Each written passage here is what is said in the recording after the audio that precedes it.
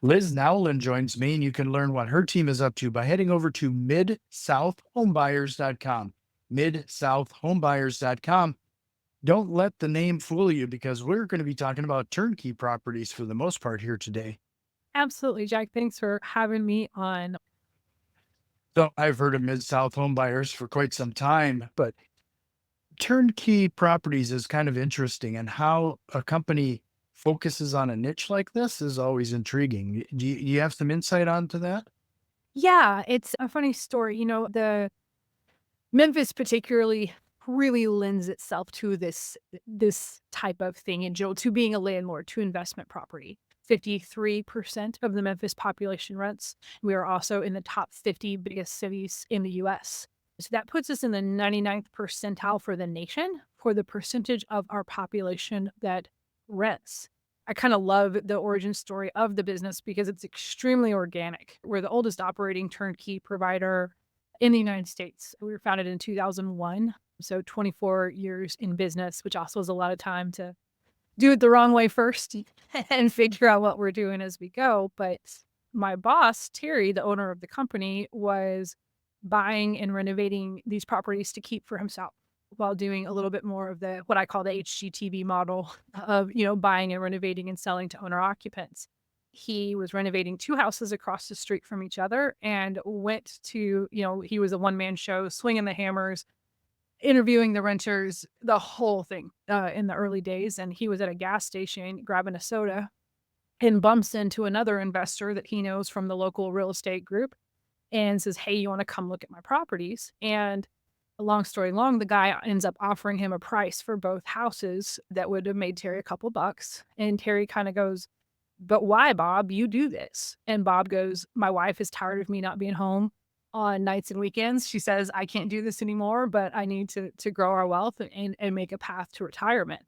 And Terry will tell you he remembers the color of the shirt he was wearing and the way the light was coming through the window as far as this idea of passing on bargains to bargain hunters. And so then there was a little bit of a period of time where he was buying and creating houses for himself, buying and creating essentially identical houses that he was selling to local investors who then started kind of spreading the word. But we were managing for Terry's properties, and he still keeps 10 to 13 houses a year. But a lot of how we manage for our investors comes out of the property management company existing solely to manage his property. And so it gives us a kind of a unique approach in that the property management company existed to perform for one investor only, not to be a third party profitable property management company. You're happy you bought the house and that you want to refer your family and friends, all the way from not charging application fees to renters, which is super unusual when we're still, paying to do credit checks, criminal background checks, lots of little nuances in how we run the management company that come out of that managing Terry's properties first. Do you stick to Memphis, or is there any other areas you cover? We expanded to Little Rock, which is only about 2.5 hours away in 2019. Memphis checks a lot of boxes, or they have all of this, but it's in Tornado Alley and insurance costs a lot more, and Little Rock is really one of the few places that we looked at that we could say, this won't be inferior to what we're already getting to offer people. Nope. We're a very perfectionist company that likes to have a lot of control and influence. We serve two customer sets. We're serving renters and we're serving investors.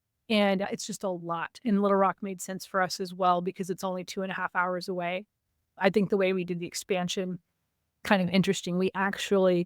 It's easier to train people and hire new people where you've been forever. So we actually permanently relocated 27 long-term career employees with Mid-South, moved them and their children to Little Rock. So we've been in Little Rock for 6 years, but the people swinging hammers on the houses have been with us for 10, 15 years sometimes. And so it's been a great success. We've also had a wait list for our property since 2011. Expanding to Little Rock helped me shorten the wait times from some of their extreme lengths. And then we recently added new construction, build to rent, as an additional kind of pipeline that's helping me keep wait times a little shorter. So, can you kind of give us an idea of that product you offer then? Or is there a particular buy box for your company that you're turning through? Is it the traditional 3-bed, 2-bath? Is that what you're hunting for?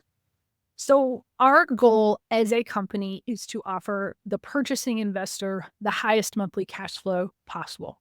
My investors have definitely gotten way more appreciation than I ever told them to expect, but we consider it the icing on the cupcake, that we've seen values do really wonderful things, actually.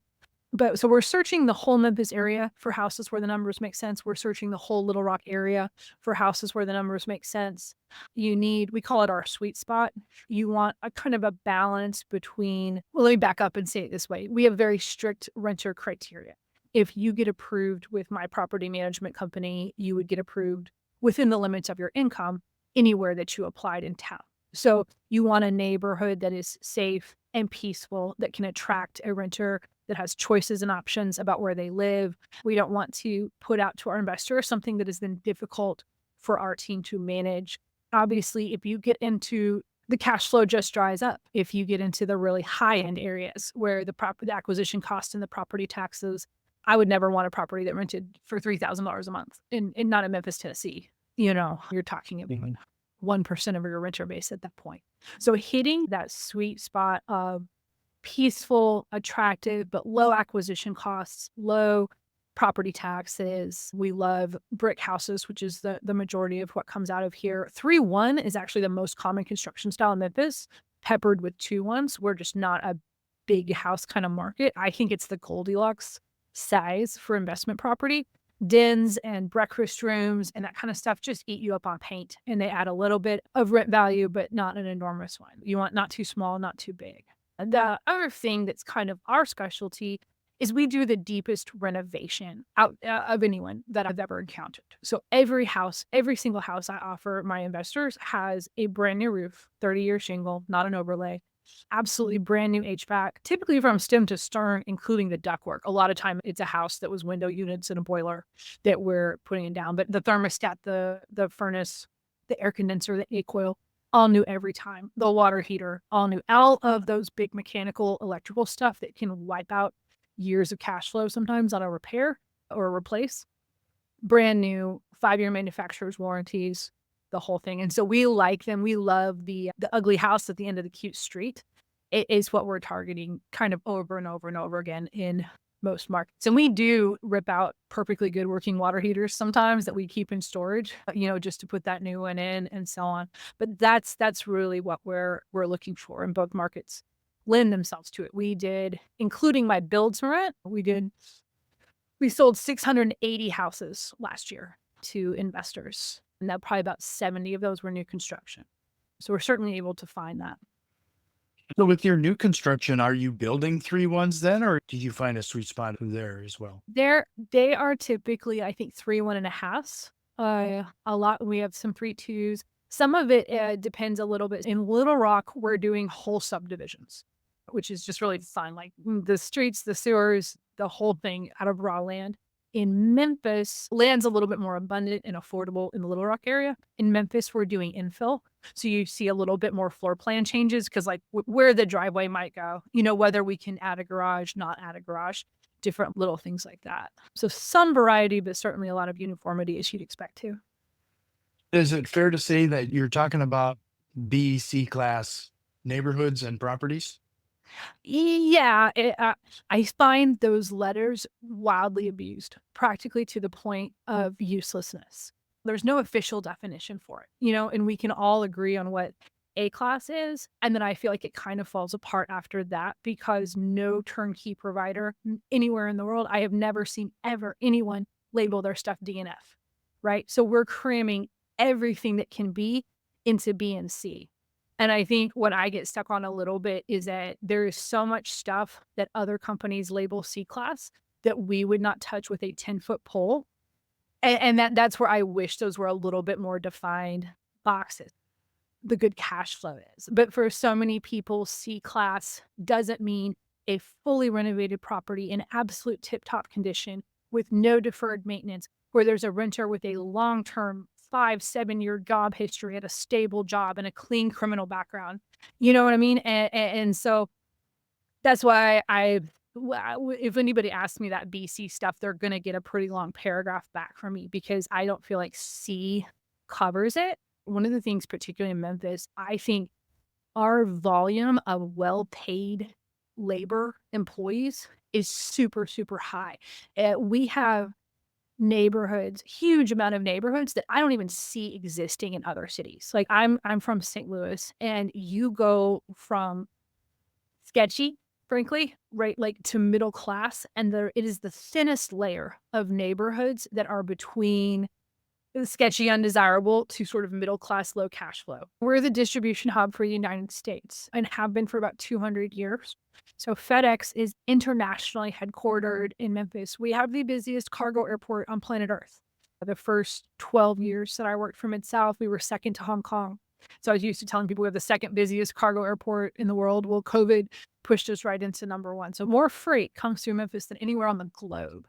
If you can lift a 50-pound box, you have a job in Memphis. Period. Done. We're the third largest confluence of rail in the US. You've got barges going up and down the Mississippi. Highway 40 runs coast to coast. Nike, I mean, I could go on. Nike's largest North American distribution factory is there, the largest on the entire continent. It is the size of 34 football fields. It has 42 miles of conveyor belt within it. It's a big employer. But when I mentioned at the top of the show, 53% of the Memphis population rents, and that being such an unusual, a lot of that is coming from sort of well-paid laborers and having a huge chunk of well-paid laborers. And as an investor, so I invest with the company myself. I buy about one house a year. I have 11 properties total. The stability of it is heartening to me as an investor. If you think about Detroit as a working class city, and then what happened when automobile manufacturing went overseas, you cannot take the job of getting a package from New York to LA and have China do that faster, Mexico do that faster, or Canada do that faster. It's related to our geography. For example, before the Civil War, all cotton grown in the US came through Memphis, and today, all cotton grown in the US comes through Memphis. So you're talking about really stable employment for our renters. And then that is all to say, kind of even back to ABC neighborhoods, Memphis has just these huge bedroom communities that might be 60 or 70% rental. And the lawns are mowed, kids are riding their bikes down the street. These folks have good, stable jobs. The landlords that own those properties care about them. You know, you see good upkeep, not dilapidated. And I think it's kind of a unique confluence of economic factors that happens here. This just really made it such a great place for investors. We have investors in 17 different countries around the world. I have investors in Japan that I work with through translators, Australia, France, kind of on and on. And it is really because of the way the stars have aligned here to a degree. So how do you primarily source all of these properties? I mean, that you're talking about a pretty significant volume here. You must have Yeah. a team, acquisitions team yourself, and then hitting up every wholesaler in town. Absolutely. So we have 4 full-time acquisition of people in Memphis, 2 full-time acquisitions people in Little Rock. The MLS is not the primary source of our housing by any means, but you can rest assured if a listing is published at 9 a.m. that might suit us, we are standing in the yard at 9:30. When I joined in 2009, the whole country was choking on foreclosures, no exception to Memphis. That has dwindled to the tiniest trickle these days. About 85% of our deals are off market when we buy them. And there are wholesalers that are not technically employees from us, but they know our buy box and they are out there hitting it full time for us. We deal a lot with wholesalers for sure.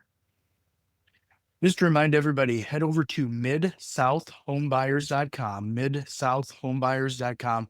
Learn a little bit more about what Liz's team is doing there. If you found some value in what we're talking about so far, do us a quick favor and share this with one of your investor friends too. Absolutely. And one thing, all of our properties are up on the website. And one thing I like folks to know, they're all under contract to investors at the top of the wait list. My wait list is only 45, 50 days, but I slowed down how I offer the properties out to folks so that new investors have some time to reflect and to think. And it's not as competitive for the properties as it would be if I was offering one house to 500 people at once. And the reason looking at those, so there's probably 60, 100 rental properties that anybody listening to us right now can just go look and cruise. And we're a very formulaic business model. Rent determines price, period. It's a formula. It's the same renovation every single time. same kitchen, same bathroom, same bushes, same shutters. And essentially, if somebody likes 123 Maple Street today, I will have 234 Pine Street, 1 block up and 2 blocks over for it. And it's going to be the same price, zip code, rent, cash flow base, all the way down. Doing it a long time, you just learn what not to do and what works. And we kind of hit what works hard. And so that can be a fun thing to play with. And we have a cash flow calculator on there that's really unique. You can change it from cash to finance. You can change your down payment. And every property on the website reloads. You can sort by cash flow and stuff. So anyway, it's a fun thing to play around with. Sure. No, that makes a lot of sense. Can you kind of give us the breakdown since you brought it up? You said rent determines price. Yep. Give us the breakdown. How does this typically, how is this working out? What's the cash flow?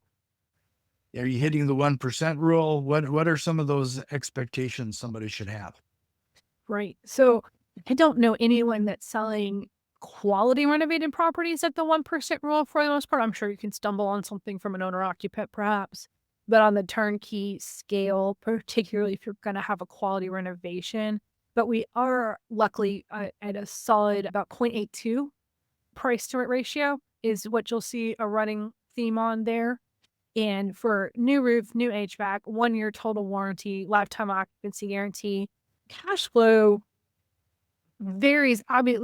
So our price range is about 100,000 to 200,000, with probably 80% of our inventory, 70% of our inventory being between 130 and 160. So again, you'll kind of see a lot of themes with our inventory. And so, on the very lowest end, a house that sells for $100,000 is going to have a rent of about $950. And another important thing is our taxes and insurance are low too. But I noticed it when we expanded to Little Rock because we have to pay a little bit more for the same house in Little Rock when we buy it, but their property taxes are lower. And so you can have a better cash flow from a slightly worse price to rent ratio depending on other factors. That $950 rent for that $100,000 purchase price, that cash flow might be $225 all done, but you wrote a check for $25,000 to get it. And so the dollar to dollar relationship between that deposit and that cash flow is high. But so we call it $225 on the low end for a super affordable house that you shelled out the price of a used car. And then if you pushed on up our tip top rent of maybe $1,900, maybe $2,200 if it's a duplex. For a duplex, you might see $220 in that price range. And so that cash flow could be as high as $600. But again, the dollar to dollar relationship between that down payment and that price is going to correlate. So you'll be spending a lot less on the lower cash flows. Is the duplex? We're real picky about, what we buy. That's not a very common construction style in Memphis itself, period, just for what was built. We thought we were going to build some duplexes, but Little Rock basically said no. We want you to build single family homes. And so for example, there's some bad neighborhoods in Memphis that have just the duplexes line the block. We're not touching that stuff with a 10-foot pole. So kind of by definition, our ideal duplex is the only multi-unit in the block, and it's surrounded by single family homes. But we absolutely get them. I'd say out of the 680 we did this year, probably 30 of them were duplexes. So that means more than once a month I've got them put out, and you can sort by price on my website. They're going to come to the top for anybody that's kind of interested in the multi-unit deal. So let's give people kind of a summary walkthrough. Like, let's say they're interested in a turnkey property in your part of the world. When they call you for that first time, what should they expect, and give us the whole rundown of the process? Yeah, we're real big on communication and timely responses, being easy to get a hold of. And we work really hard to make sure that goes on to the management part. I get a lot of investors that are frustrated at having to manage their managers on the posting of the sale with other providers. And it's something that we work hard on. I set aside an entire hour for a new investor phone call. Some folks have no questions. The website has everything I could ever say. You can actually read our website from start to finish and not be missing anything. I'm going to go over everything with them. The typical result of that phone call is that I'm going to add them to the wait list. It's not an obligation, not a commitment, literally just lets me put you in line. We'd run out of immediately available houses, but we always have new stuff coming in the door. Hey, give me a notice when a new house hits the website so I don't have to check back to see if you guys have added a new house. And I was sending one house out to about 500 people. This was back in 2011. And my inbox would just go, I'll take it, I'll take it, I'll take it, I'll take it. My phone starts vibrating off the desk. And I had a very techie investor out of San Francisco that had set up an autoresponder to me that said, if house is a 3-bedroom and under $86,000, this was 2011 pricing, I will take it. And he got 7 houses in a row because of our first come, first serve system. And in the meantime, I had an older woman from Australia that had flown to Memphis from Australia to tour with me. And she had no chance whatsoever. She was not getting her foot in the door in these parts. She was starting to feel really helpless. And particularly because I believe so much in what we do, I kind of joke that once I get you one house, you're in my cult. I don't have to worry about you anymore. You will come back and get more houses. And so essentially, I changed from offering one house to every conceivable interested party all at once and having this mad dash to I offer it to 15 investors every hour. And I just work the property down that list until someone says I take it. And it creates a gap of a couple of hours for people to ask questions. Because we're so formulaic, I always say my repeat investors act like they're ordering hamburgers. As one of my investors once said to me, you're basically just buying the business model by the square foot because everything is so standardized. But new folks very understandably need a little bit of time to get comfortable. And so all this to say, the result of that phone call would be that essentially in 30 to 45 days, if you're a cash buyer, it's about 45 to 60 days for my financed investor, you'll start seeing 5 to 7 properties a week. It's just first come, first serve among those that have been offered it because, of course, everybody has their individual criteria. I keep sending you houses until you see the one you want. There's no earnest money with our contracts. One of the many ways we're unusual in how we do business because we want it to be easy on folks. If something changes for you, whether it was about the house or on your own personally, we don't need you forfeiting some deposit. And I really have no problem with people tying up the properties and then releasing them. Once you've gotten to know us, you're going to be happy with the house. Then I kind of send you houses in a fire hose till you see the one you want. I help with questions. We have incredible resources for everybody too. I put lenders under a magnifying glass when it comes to closing costs, interest rates. I want to make sure I'm setting you up with somebody that's going to make my house cash flow for you as much as possible. I have some fantastic lenders in place, but they know I'm not loyal. I want to set them up with the best people I can. Title company is going to do your long distance close. We even get folks a quote for homeowners insurance as a courtesy.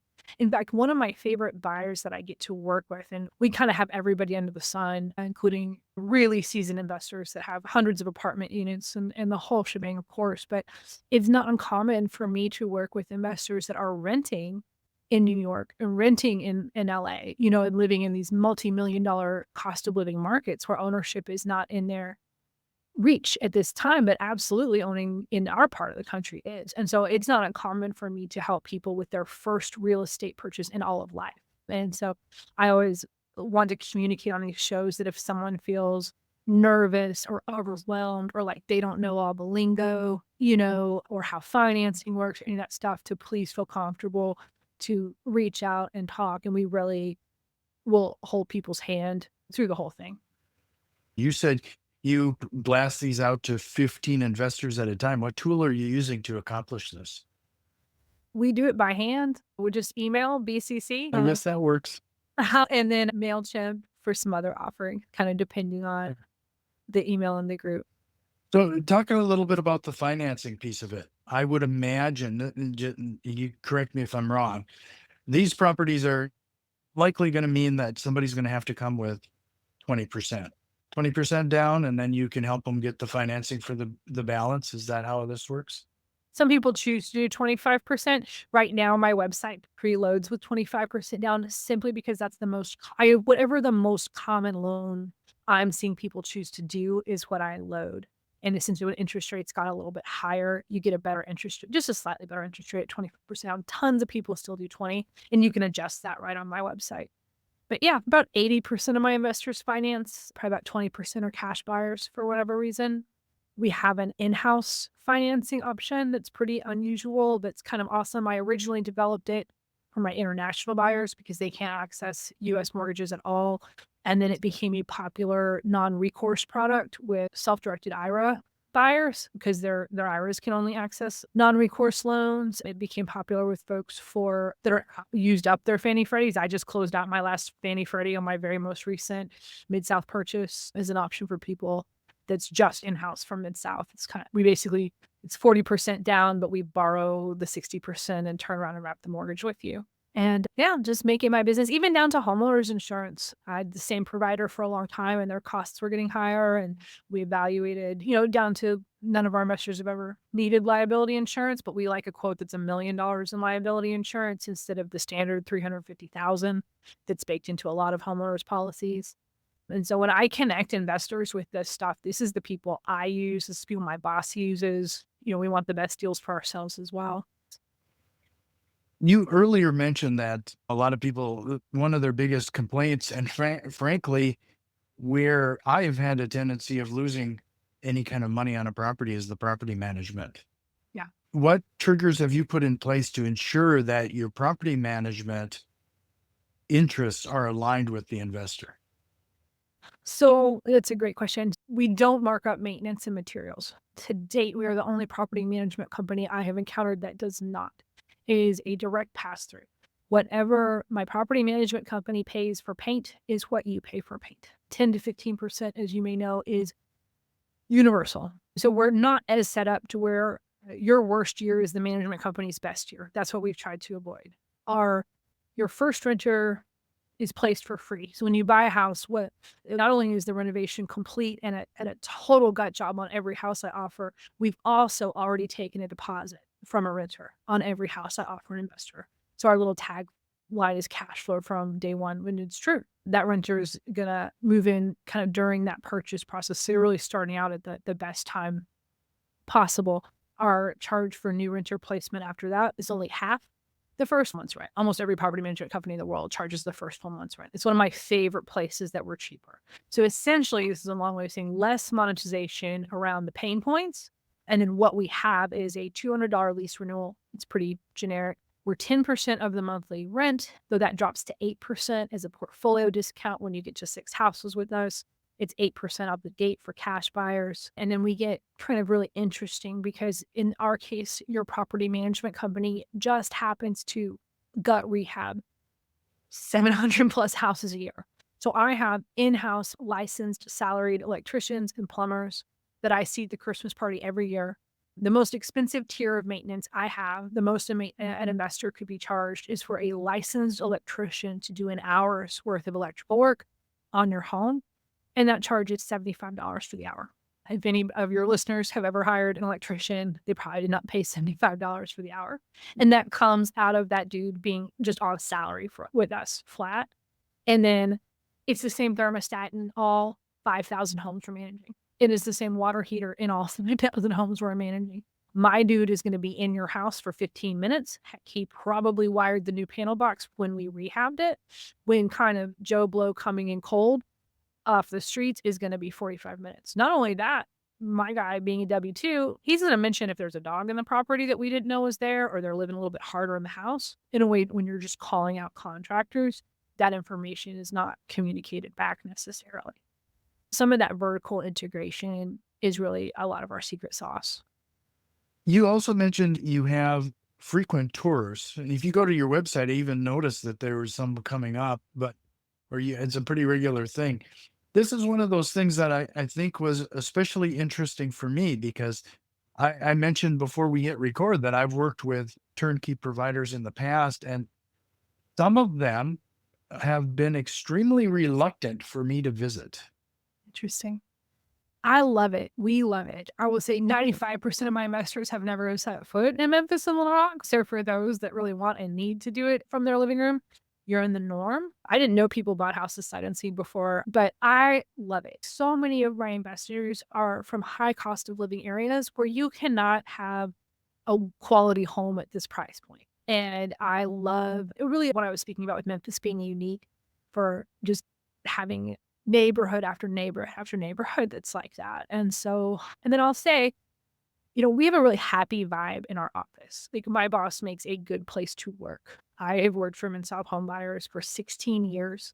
The property manager that oversees everything has worked for us for 14 years. You have a direct point of contact on the property management side. Naya's been with us for 11 years, and it just goes on and on. And this house is going to make you the most money if you own it for 10, 15, 20 years. And some of our success is literally just that we had, like, your renter hears a smiling voice answer the phone within 2 rings. So one, I love to show off the scale and the sophistication of our facilities, and just everybody that the visiting person meets is who is gonna be helping you years down the line often. And then, yeah, a lot of times, the bus my tours will be between 15 and 30 people. They're once a month in Memphis, they're quarterly in Little Rock. The Little Rock is always the day before the Memphis one, so people can combo it. And a lot of times people are streaming off that bus into the house, and I actually call them back. I'm like, "Wait, wait, wait, come back out. Let's stand in the front yard. I want you guys to look left. I want you to look right. Y'all, this is a $120,000 neighborhood. This is what a $120,000 neighborhood looks like in Memphis, Tennessee. I can show you pictures of the house all day long. Yeah, I know you wanna go see it, but it's the neighborhood that you're really here to absorb and check. And I find it pushes people's confidence through the roof. Memphis is pretty fun, so is Little Rock. There's a lot to do. Well, yeah, and that kind of offsets the travel cost for some people. But So, for our house. so we're going to just do one last segment here before we get into the rapid fire questions. Yeah. If they're looking at turnkey providers, what are the top few questions they should ask to ensure that it's a good fit? That's a great question. I find that people underrate the importance of property management and drilling down on property management staffing, fee structures, how it operates, occupancy rates, average turnover time, eviction law. I can typically tell the difference between a seasoned investor and a new one, simply that new investors kind of assume that that return just realizes, and they're super fixated on the address and they're super fixated on the house. And my seasoned investors are barely talking about the house, and they're all about the management. And so that's what I would encourage people to focus on. Okay. Well, I appreciate it. Before we jump into the rapid fire questions, any final thoughts? Anything we should have tried to cover here, Liz? I think we nailed it. Our property management company, we've got a lifetime occupancy guarantee that's really unusual, and there's no expiration on it. And as long as we are the managers of your property, it's written into our management agreement that we have to fill your home within 90 days. And if we don't, we have to pay you rent on the 91st day. And one thing I like folks is that that's not actually, it's real. It's written into our management agreement. We will pay you if that happens, but it doesn't cost us any money. And the reason that I put that in writing is that the biggest place the bodies are buried in turnkey, in my opinion, is inflated rents to support a higher purchase price for that turnkey seller. Bucks a month in rent will translate from an ROI perspective to about $4,000 in purchase price. That's a lot of money. And so the carrot in front of people's nose to rent that house for $1,075 instead of $1,050 is very, very, very high. We price our rents, even though we sell the houses for a little bit less money, we price our rents so that the phone rings off the hook quickly, and that we have a highly qualified group of people to, it's providing value. We're literally just providing value to the renters. We want to have a nicer house for maybe $2 less a month, than the competition. These rents are real. These are real rent prices. These are prices that make the phone ring off the hook. That's what you're buying for that price, is a competitive rent. And it's part of why our average renter stays almost 4 years. Turnover is one of the biggest bleeds on an investment property. We're doing that through that value on the front end, as well as just fixing stuff when it breaks and stuff not breaking as often. But yeah, I'd say that's the one thing I wanted to tack on there. Do they have a portal? Do you use some off the shelf software to help them have the insights of how the property is being managed and what's going on? Yeah. So, we auto deposit rents into the bank account of their choice the first week of every single month. We're going to email them a very detailed report on that same day. It's just what you expect, and an expense report. And then there's an online portal that stores leases, management agreements, every monthly report we've ever sent you. In the first 3 weeks of January, we create an annual summary that's everything your CPA will need to do your taxes for it. And then we're personally, Matt Van Horn, our property manager that's been with us for 4 years, he personally reviews rental increases, like talking about getting that rent right and making sure we're increasing it at the right pace, making sure the investor's making the most money that they can, but you also want the renter to stay in the home, that kind of thing. Well, Liz, this has been fantastic. One more time, head over to midsouthhomebuyers.com, midsouthhomebuyers.com. There's going to be a clickable link in the show notes. But if you're ready, Liz, we'll jump into the rapid fire questions and close out this episode. I'd love it. Well, the first one is, what lie do real estate investors tell themselves? I think it's I don't know enough about how to do this. I will do it later. I need to research more. Analysis paralysis, I think to a degree. You can find 98 out of 100 things that you want out of any given house, and just making the leap. Uh it would be that. But yeah, that I don't know enough yet. I need to research more. And I'm really busy right now, and I'll get around to it next year. If you could go back in time and give your younger self a piece of advice, what would it be? Buy more frequently. Would you have listened? Yeah, but it was me. If I was time to remember things.